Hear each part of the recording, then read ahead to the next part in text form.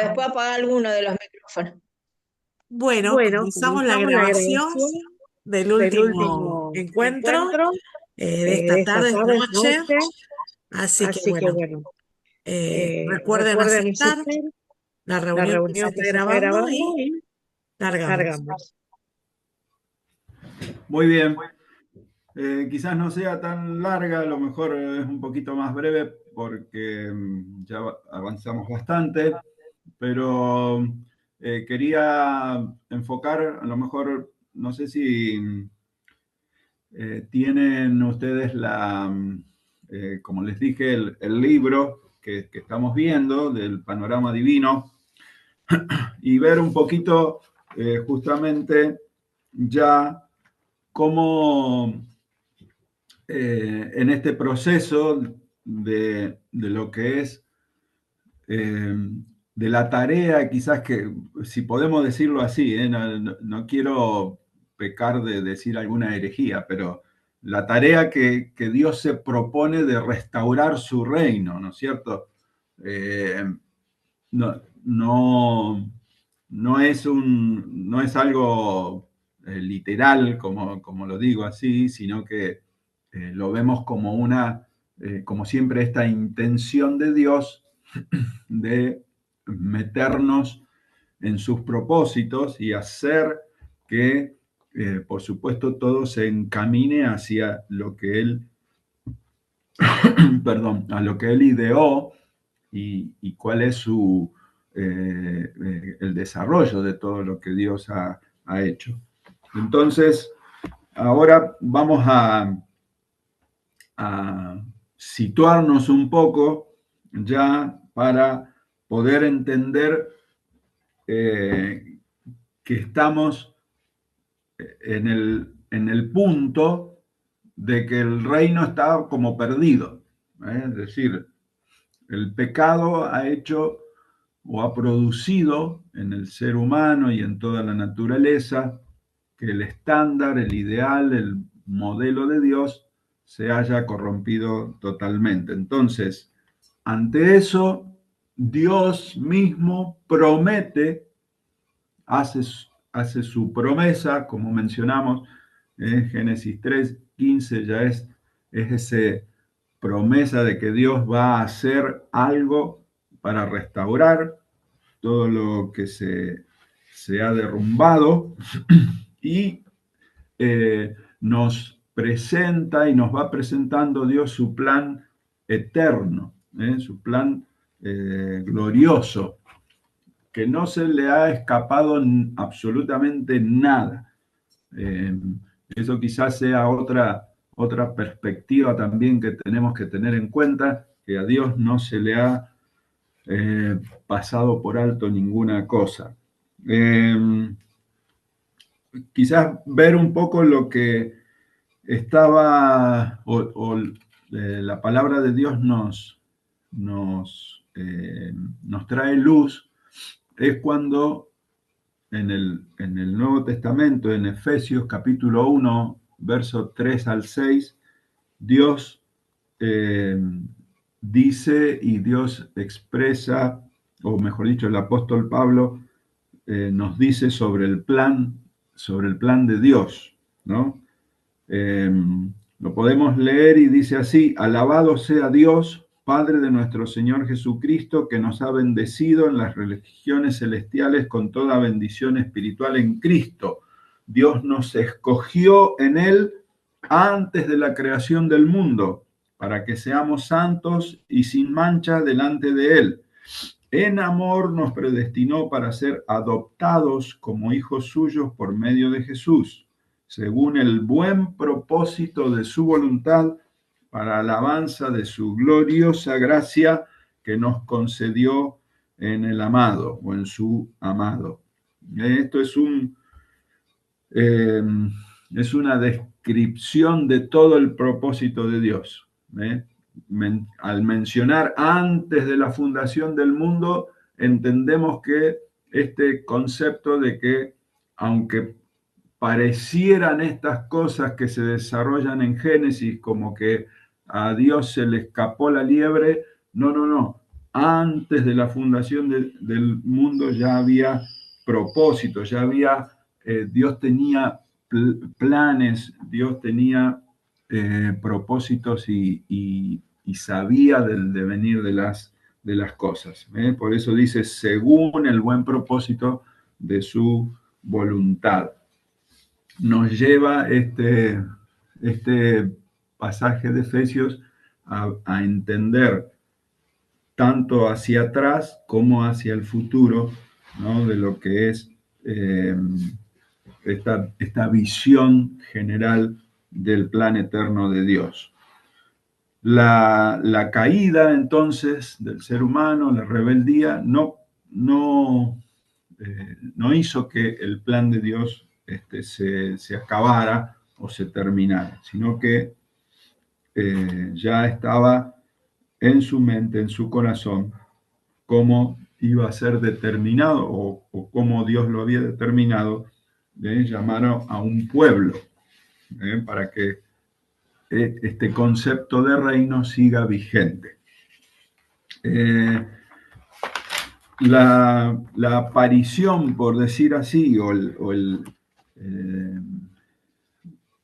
este concepto de gracia también es un concepto que lo tenemos que tener en cuenta para todo el desarrollo de lo que será los próximos capítulos también desde ahora, desde Génesis, que ya vamos entrando como en otro aspecto, ¿no? Este tema del pecado y de los juicios o del juicio que Dios impone, ¿no? Como resultado del pecado del hombre que vemos en Génesis, nos muestran también, como se van vislumbrando ahí poquito a poquito, pero están allí presentes, la misericordia y la gracia de Dios. Si no lo vamos viendo desde allá, desde Génesis, podríamos caer en un concepto de que Dios es injusto. ¿Por qué? Porque Dios puso en el ser humano un sentido, una conciencia de entender lo que está bien y lo que está mal. Como decíamos, la cuestión no está mal saber cuál es lo bueno y lo malo, sino querer determinar que esto es bueno y que esto es malo, cosa que no lo tiene que hacer el hombre, sino que lo determina Dios. Entonces, cuando el ser humano peca, la respuesta de Dios es juicio, pero también es que se vislumbre ya su gracia. Él muestra desde ese momento su misericordia. Y todo apunta allí a la manifestación más excelente de gracia que Dios ha tenido cuando viene Jesús. Allí, por ahí, volvemos un poquitito para atrás, como decimos, pero es central este texto de Génesis 3:15, porque esta es esta manifestación de Dios como una profecía ya, como un anuncio de que se concretaría un acto, se concretaría en una persona la manifestación de Dios o la manifestación de la gracia de Dios en alguien como fue en Jesús. Por eso podríamos hacer una referencia un poco a lo que significa pacto, entendiendo también en esto esto que estamos nosotros en este testamento, en el Antiguo Testamento. El pacto es uno de los conceptos quizás más importantes de toda la Biblia. Si bien nosotros estamos abordando desde lo que es el reino de Dios, en este establecimiento de su reino, Dios hace pactos y lo muestra con las personas que hizo pactos y en el caso nuestro también ahora, en todo lo que significa el pacto del Antiguo Testamento que nos hace referencia a la intención de Dios. Dios hizo pacto con Noé, lo hizo en ese momento de manera, podría decirse, unilateral, no le preguntó mucho a Noé, sino que él determinó que sea Noé quien preservara la creación que él había hecho, ¿no? La creación de Dios, y nunca destruirla más, al poner esta señal del arco iris. Después Dios, más adelante, que ya lo veremos en el próximo capítulo 12, Dios hace pacto con Abraham. Allí promete levantar una nación con los descendientes de Abraham y darles una tierra para vivir. Dios los bendecirá y el mundo entero será bendecido por ellos. La señal que Dios pone en el pacto que hace con Abraham es la circuncisión.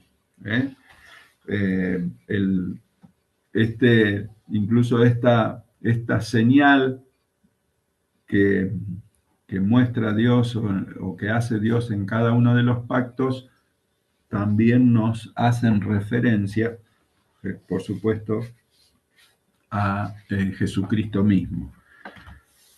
Luego viene el pacto con Moisés. Dios le promete a los israelitas que serán su pueblo especial. A su vez, Dios les manda a obedecer su ley, y la señal que pone Dios en este sentido es el sábado, el día a guardar y a santificar como señal de ese pacto. Y luego ya pasamos al Nuevo Testamento, el pacto que denominamos el Nuevo Pacto, teniendo en cuenta que los israelitas quebrantan las obligaciones del pacto con Dios, Dios tiene que juzgarlos, pero por medio de los profetas, que vamos a desarrollar un poco después, promete un nuevo y mejor pacto. Profetas como Isaías o Jeremías. En Jeremías hay una promesa del nuevo pacto que va a llevar al cambio de corazón, al cambio desde dentro, ¿no? Del ser humano.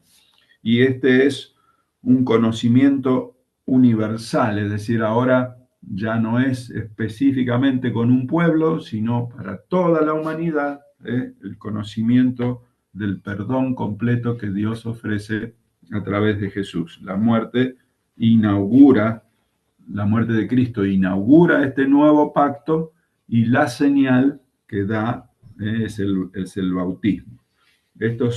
Todos estos pactos nos van a dar un panorama, aunque son distintos, con distintas personas, pero tienen una unidad, un hilo conductor, que forman parte del plan de restauración y de redención de Dios de su reino, de salvar al mundo de la condenación. Muy bien. ¿Algo que preguntar? ¿Todo bien? No sé si quedamos menos. ¿Hay alguno que no se puede conectar? ¿O estamos todos? Sí. Yo veía. Sí, yo justo estaba haciendo una preguntita ahí en el chat sobre... No, está bien, porque cada uno va hablando y yo me quedé colgada con eso y siempre me lo pregunté. si tiene que ver los distintos juicios de Dios sobre la humanidad, empezando por ejemplo con Noé y después con la Torre de Babel, si tiene que ver con después lo que pasó con el pueblo de Israel y de Judá, en sus reinos, ¿no? Diferentes, que fueron deportados, unos a Siria, otros a Babilonia, y que después, bueno, vemos que volvió a pasar cuando en el año 70 de nuestra era, directamente el pueblo de Israel quedó sin su país, digamos, sin su estado. Tiene que ver, ¿verdad? Lo cíclico. Sí, sí, pareciera un ciclo, es decir, un ciclo no propuesto, no propuesto por Dios, por decirlo de una manera, pero también va cumpliendo los propósitos de Dios. A ver, por ejemplo, si bien Dios eh, emite su juicio ante el pecado, nosotros lo podemos ver también como que allí hay un propósito que es, si no hubiera venido el juicio de Dios sobre Babel, por ejemplo, no habría la dispersión de la gente para formar el pueblo o la región o el lugar en donde Dios iba luego a llevar a su pueblo. Sí, creo Después que nosotros, viviríamos en una torre interminable. claro, entonces, como Dios tiene claro todo el propósito y todo el plan, evidentemente esos juicios que Dios hace van cumpliendo la etapa para la apertura del próximo panorama o próximo escenario, ¿no? No sé si se entiende. Pareciera como que el ciclo es pecado, juicio, pecado, juicio, pecado, juicio, por decirlo de una manera, pero tiene una apertura, eso próximo, de la justamente del panorama que Dios ya sabe que vendrá. Cuando son deportados, el pueblo de Israel, primeramente está toda la historia de esta división del reino, los del norte y los del sur. Es en realidad un juicio del pecado, del orgullo de la nación manifestado a través de su rey. Entonces se divide el reino después de David o después de Salomón, se divide el reino y, justamente esa división va hacia el propósito de que del escenario en donde nacería Jesús, porque dice que de los judíos vendrá la salvación. No sé si me explico. Entonces, cada escenario nuevo que viene después del juicio de Dios evidencia que allí se movió lo que Dios quería y hacia donde Él quería que se direccionara. Entonces, por eso, para nosotros nos parece como un ciclo, que está bien tu interpretación, por decirlo, el hombre peca y Dios enjuicia, el hombre peca y Dios enjuicia, pero lo tenemos que mirar como que allí hay la intervención de Dios en ese juicio, abre las circunstancias, el panorama o el escenario para que se desarrolle el nuevo escenario justamente de lo que Dios quiere. Por eso es que está un poco entenderlo así de esta manera, bueno para ver el panorama general. Sí, Marcelo. Digamos que es como una serie que va por capítulos. Claro, exactamente. Lo mismo también entender o que agreguemos, digamos, a nuestro conocimiento, no desde la ignorancia, sino de agregar algo, es que Dios se ha revelado de forma, como lo dijimos creo en la otra clase, de una manera progresiva, no desde algo, o mejor dicho, no desde que lo anterior sea malo, sino progresivo en el aspecto de mayor claridad ante el panorama, ¿no es cierto? Por eso en alguna parte lo voy a parafrasear, pero en algún momento creo que mencionamos que la revelación que Dios le dio a Moisés es inferior o no es tan amplia como la que tuvo David. No es tan amplia como la que tuvo después alguno de los profetas. Es decir, ya esa progresión de la revelación de Dios nos va, a nosotros nos abre el entendimiento en cómo Él fue, por supuesto, conduciendo todo su propósito, ¿no? Muy bien. Buenísimo la intervención, gracias, Analía.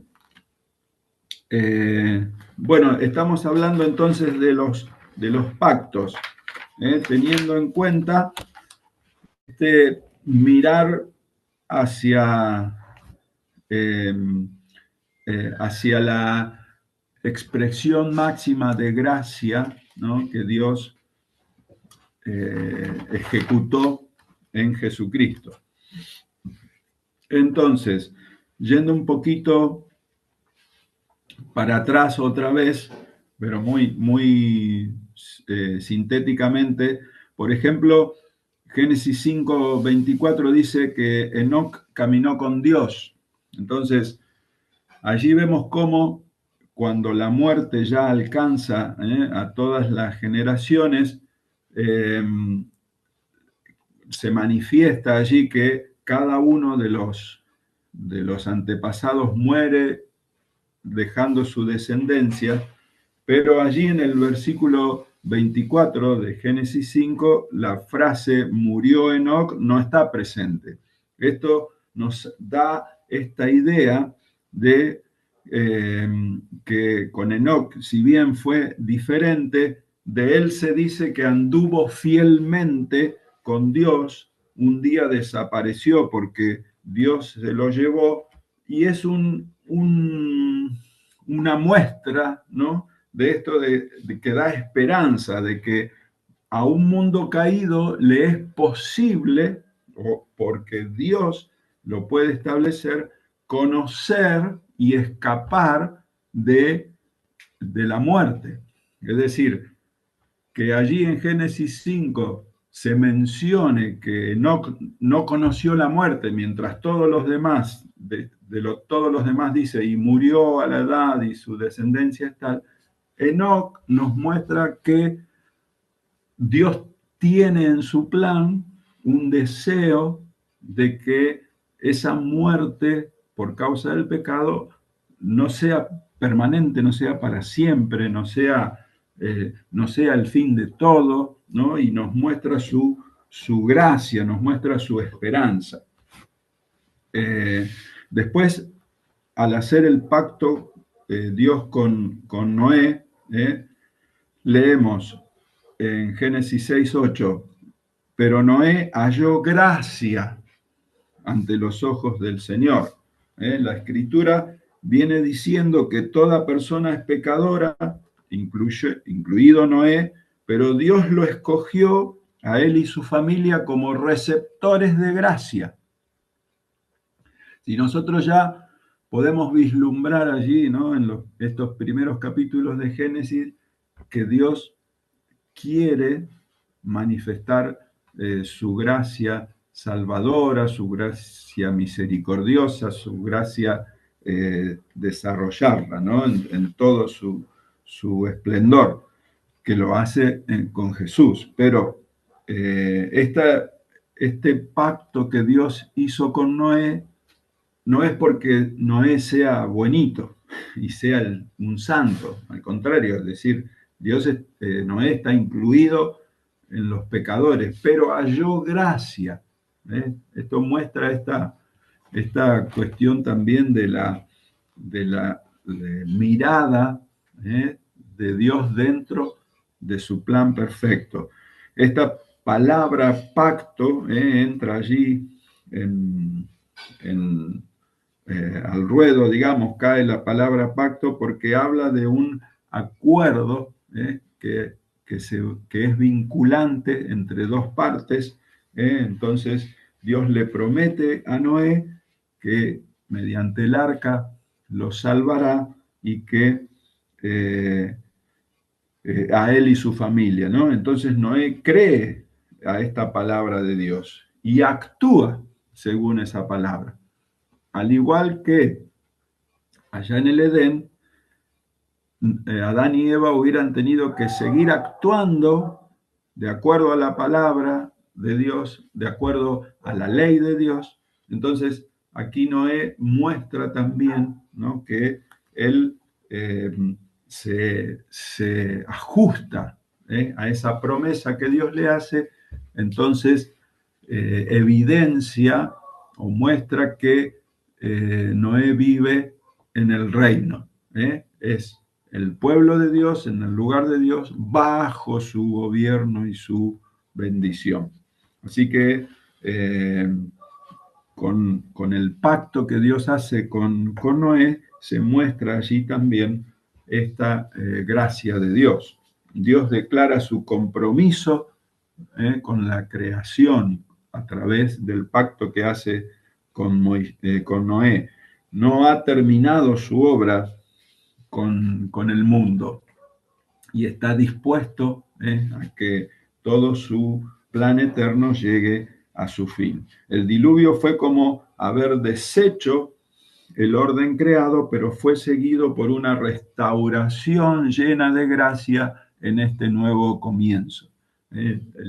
Allí en Noé vemos esto desarrollado y fue evidente. Allí se relatan allí en todas estas frases de la creación esta palabra de Dios, que sea su propósito que sea consumado. Entonces, después de hacer su promesa, Dios le pone a Noé esta señal en el cielo que recuerda este compromiso con él, con la creación. Y llegamos al Génesis 12, el pacto con Abraham, después que quizás de la Torre de Babel. Allí también vemos una señal de la gracia de Dios, allí en Génesis 11. Y lo vamos a ver plasmado cuando Dios se le aparece a Abraham y promete revertir estos efectos de su juicio después de Babel. Es decir, el juicio sobre Babel es la dispersión y a Abraham le promete un pueblo. Entonces, allí hay gracia también, esta manifestación de Dios. Lo que Dios le dice a Abraham en la primera declaración clara de sus promesas es incluso hasta un vislumbrar el Evangelio mismo. Allí el gran escritor y teólogo John Stott dice: se puede decir con certeza y sin exagerar que no solo el resto del Antiguo Testamento sino también el Nuevo, son el resultado de estas promesas de Dios, hechas en Génesis 12, allí a Abraham. Lo recordamos, Génesis 12, del 1 al 3, dice: el Señor le dijo a Abraham: deja tu tierra, tus parientes, la casa de tu padre, y vete a la tierra que te mostraré. Haré de ti una nación grande, te bendeciré, haré famoso tu nombre y serás una bendición. bendeciré a los que te bendigan, maldeciré a los que te maldigan, por medio de ti serán bendecidas todas las familias de la tierra. Este es el pacto abrámico o el pacto con Abraham que Dios hace de bendición hacia su vida y todas las familias de la tierra, pero como el punto principal tiene que ver con la gracia de Dios manifestada allí hacia Abraham. Otra vez volvemos a lo mismo que pasó con Noé. No es, ninguno de estas personas elegidas tenían algo especial en ellos, sino que todo viene por decisión de Dios, ¿no? Se entiende, ¿no? Lo decimos o lo repetimos quizás. No hay nada de especial en Noé, no había nada de especial en Abraham. Es más, Abraham era caldeo, no era, por decir, del pueblo escogido. Bueno, está bien, porque a partir de él Dios lo forma, pero no hay nada de especial en estas personas, sino que Dios las escoge en su soberanía y su voluntad y por sola gracia de Dios. Dios aquí, en la promesa que le hace a Abraham, repite, por decirlo, o manifiesta otra vez lo que la definición de reino. Le promete un pueblo, le promete un lugar, una tierra, y bajo su gobierno la bendición. Y lo podemos quizás sintetizar ya en estos minutitos finales, que ya se extendió, nos fuimos, nadie me dijo nada, che. 5 Bueno, minutos, 5 muy bien. minutos y medio nos quedan. Bueno, Dios le prometió a Abraham un pueblo, sus descendientes se convertirían en una nación que sería pueblo de Dios. Y esta promesa de Dios de un pueblo, allí en Génesis 17:7 dice: yo seré tu Dios y el Dios de tus descendientes. Una promesa perpetua, un pacto inamovible, digamos. La promesa se repite con mucha frecuencia en todo el Antiguo Testamento, esta promesa de yo seré su Dios y ustedes mi pueblo. Analía, sí. ¿Una pregunta? No, sin querer toqué la pantalla, perdón. No, está bien, no hay problema. Dios le promete una tierra, sale de su tierra a otra que Dios le va a mostrar, que es Canaán, la tierra prometida, que lo habíamos visto allá en Génesis 6, donde los descendientes de Noé, entre los cuales están los descendientes de Cam, que no es Canaán. Entonces le dice Dios en Génesis 17, te daré a ti y a tu descendencia en posesión perpetua toda la tierra de Canaán, donde ahora están peregrinando, y yo seré su Dios. Y en último lugar, entonces en estos tres elementos que conforman la promesa de Dios, está también su bendición. Los descendientes de Abraham serán bendecidos y por medio de ellos benditas todas las familias de la tierra. Y aquí ya hay como decimos, esta progresión, ¿no? de las promesas y todo tendiente a la gracia de Dios, es que aquella maldición de la caída, de la dispersión, del juicio, ahora ya hay palabras de bendición en este pacto de Dios con Abraham de salvación. esto vislumbra, como decimos entonces, que en esta bendición ya Dios muestra que su propósito es salvar, no es condenar. Por eso Jesús puede decir, yo he venido no a condenar al mundo, sino a salvar al mundo. Entonces, en el plan de Dios siempre sigue vigente esta idea. Desde los mismos inicios entendemos que el plan redentor de Dios era para todas las naciones. Por eso acá cuando Dios hace pacto con Abraham, mira ya y Dios entiende que es para todas las naciones. El cambio, ¿sí?, del nombre de Abraham en capítulo 17 de Génesis, que Abraham significa padre exaltado, a Abraham como padre de multitudes, vemos allí también esta gracia de Dios, una señal de que Dios quiere bendecir a todas las naciones. Al hacer pacto con Abraham, la señal que pone Dios es la circuncisión, capítulo 17 de Génesis, del 10 al 11, y al realizarla, a esta señal de la circuncisión, cada hombre lleva en sus cuerpos una marca que significa una relación personal que Dios establece entre su pueblo y él.